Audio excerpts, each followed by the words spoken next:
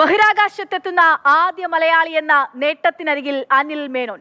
Soyuz MS-29 ദൗത്യം വിക്ഷേപിച്ചു. അനിൽ മേനോൻ ഉൾപ്പെടെ 3 അംഗ സംഘമാണ് ദൗത്യത്തിന്റെ ഭാഗമായത്. രാത്രി 11:26 സോയൂസ് പേടകം അന്താരാഷ്ട്ര ബഹിരാകാശ നിലയവുമായി ഡോക്ക് ചെയ്യും. പുലർച്ചെ 1:25 കവാടങ്ങൾ തുറന്ന് ബഹിരാകാശ നിലയത്തിലേക്ക് സംഘം പ്രവേശിക്കും. Booster ignition now at full throttle and liftoff. Minin, Dubrov, and Kikina now on their way to the International Space Station as part of a 2-orbit journey. All the system parameters are nominal. We have a good roll, pitch, and yaw as we head down. പൂജ ലക്ഷ്മി വിവരങ്ങളുമായി ചേരുകയാണ് science ഡെസ്കിൽ നിന്നും. പൂജ, ആകാശവും ആകാശത്തിനപ്പുറത്തേക്കും സ്വപ്നം കാണൂ എന്നാണ് നമ്മൾ കുഞ്ഞുങ്ങളോട് ഉൾപ്പെടെ പറയാറ്. മലയാളികളെ സംബന്ധിച്ചിടത്തോളം ആ സ്വപ്നം കാണാൻ വേണ്ടി, ആ സ്വപ്നം നമുക്ക് ഇത്രമാത്രം അരികെയുണ്ട് എന്നൊരു പക്ഷേ 3 കോടി മലയാളികൾക്ക്, 1.5 കോടി മലയാളികൾക്ക് എന്നും എക്കാലവും അഭിമാനവും അഹങ്കാരവും പ്രചോദനവുമാകുന്ന ഒരു ദൗത്യമാണ് സാക്ഷാത്കരിക്കപ്പെടുന്നത്. ശരിയാണ് അക്ഷയ പറഞ്ഞതുപോലെ തന്നെ ബഹിരാകാശവും മലയാളിയുടെ കൈപ്പിടിയിലാവുകയാണ് എന്ന് തന്നെ വേണമെങ്കിൽ പറയാം. അങ്ങനെ ബഹിരാകാശത്തെത്തുന്ന, ബഹിരാകാശ നിലയത്തിലെത്തുന്ന ആദ്യ മലയാളി എന്ന നേട്ടത്തിന്റെ ഭ്രമണപഥത്തിലാണ് ഇപ്പോൾ അനിൽ മേനോൻ എന്ന് തന്നെ പറയേണ്ടി വരും.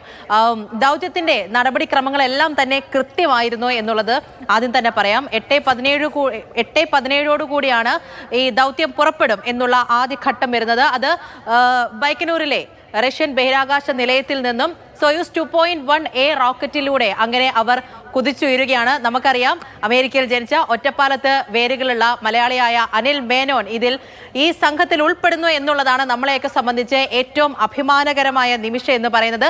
ഇനി ഇപ്പോൾ ഭ്രമണപഥത്തിലാണ്. 3 മണിക്കൂറാണ് അന്താരാഷ്ട്ര ബഹിരാകാശ നിലയത്തിലേക്ക് എത്താനുള്ള സമയം എന്ന് പറയുന്നത്. അങ്ങനെ 8:17 കൂടി റോക്കറ്റ് കുതിച്ചുയർന്നു. സോയൂസ് MS-29 പേടകത്തിലാണ് യാത്ര നടക്കുന്നത്.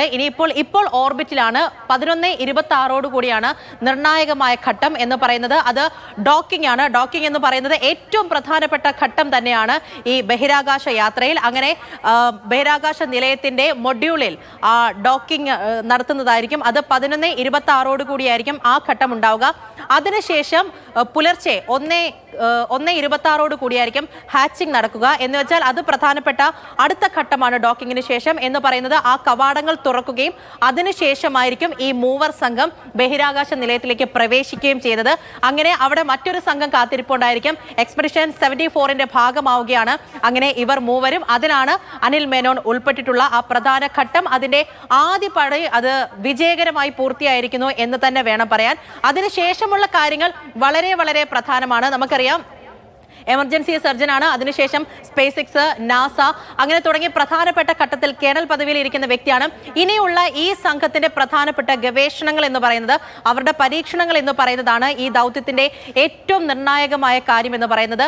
വിപ്ലവകരമായ മാറ്റങ്ങൾ ഉണ്ടാക്കാൻ പാകത്തിനുള്ള പ്രധാനപ്പെട്ട ഘട്ടങ്ങളിലൂടെ ആയിരിക്കും അവർ കടന്നു പോകുന്നത്. പ്രത്യേകിച്ച് ബഹിരാകാശ നിലയത്തിലുള്ളവർ അവരുടെ ശരീരഘടനയിൽ ഉണ്ടാകുന്ന മാറ്റങ്ങൾ അവ ഇനി വരും. അതായത് ഇനിയുള്ള മറ്റു പ്രധാനപ്പെട്ട ദൗത്യങ്ങൾ ഏതെല്ലാം ഘട്ടത്തിൽ നിർണായകമാകും തുടങ്ങിയ പ്രധാനപ്പെട്ട ഓരോ പരീക്ഷണങ്ങളിലൂടെ കടന്നു പോകുന്നതായിരിക്കും എന്നുള്ളതാണ്. അതായത് ബഹിരാകാശത്തെത്തുന്ന മനുഷ്യരുടെ ശരീരഘടനയിലെ മാറ്റങ്ങൾ, അതാണ് ഇനി പ്രധാനമായിട്ടും ഇവരുടെ ഗവേഷണ ഘട്ടത്തിലൂടെ കടക്കാൻ പോകുന്നത്. അങ്ങനെ 100ഓളം പരീക്ഷണങ്ങളിലൂടെ കടക്കുന്നതായിരിക്കും. അങ്ങനെയാണ് ഇനി 8 മാസക്കാലം നീണ്ട ഒരു താമസമായിരിക്കും അവിടെ അവർക്കുള്ളത്. അതായത് 2027 മാർച്ചോട് കൂടിയായിരിക്കും ഇതേ പേടകത്തിൽ അവർ ഭൂമിയിലേക്ക് തിരികെ വരാൻ പോകുന്നത്. ഇനിയുള്ള ഘട്ടം എന്ന് പറയുന്നത് നമ്മൾ ഓരോരുത്തരും കാത്തിരിക്കുന്നത് ഇനി വളരെ ചുരുങ്ങിയ നിമിഷങ്ങൾ മാത്രമേ ഉള്ളൂ. 11:26 കൂടിയുള്ള ഡോക്കിങ്ങിന് വേണ്ടിയിട്ടാണ് പറയുന്നത്. പൂജ സൂചിപ്പിച്ച 2027 ഏപ്രിലാണ് സംഘം തിരികെ എത്തുക. എന്തായാലും നമ്മൾ എപ്പോഴും പറയാറുണ്ട്, ഈ ഭൂഗോളത്തിന് എവിടെ പോയാലും അവിടെയൊക്കെ ഒരു മലയാളി ഉണ്ടാകും എന്നുള്ളത്. 8 മാസക്കാലത്തേക്ക് ഈ ഭൂഗോളത്തിലല്ല ബഹിരാകാശത്തേക്കും ഒരു മലയാളിയുടെ സാന്നിധ്യം ഉണ്ടാകുന്നു എന്നുള്ളതാണ് മലയാളത്തെ സംബന്ധിച്ചിടത്തോളം, കേരളത്തെ സംബന്ധിച്ചിടത്തോളം ഒക്കെ ഈ ദൗത്യം ഇതിങ്ങനെ അനവധി പേർ ചെയ്യുന്ന ഒരു ദൗത്യമാണ്. ആ ദൗത്യത്തിലേക്ക് ഒരു മലയാളി ഉണ്ടാകുന്നു എന്നുള്ളിടത്താണ് നമ്മളെ സംബന്ധിച്ചിടത്തോളം ചരിത്രം കുറിക്കപ്പെടുന്നത്.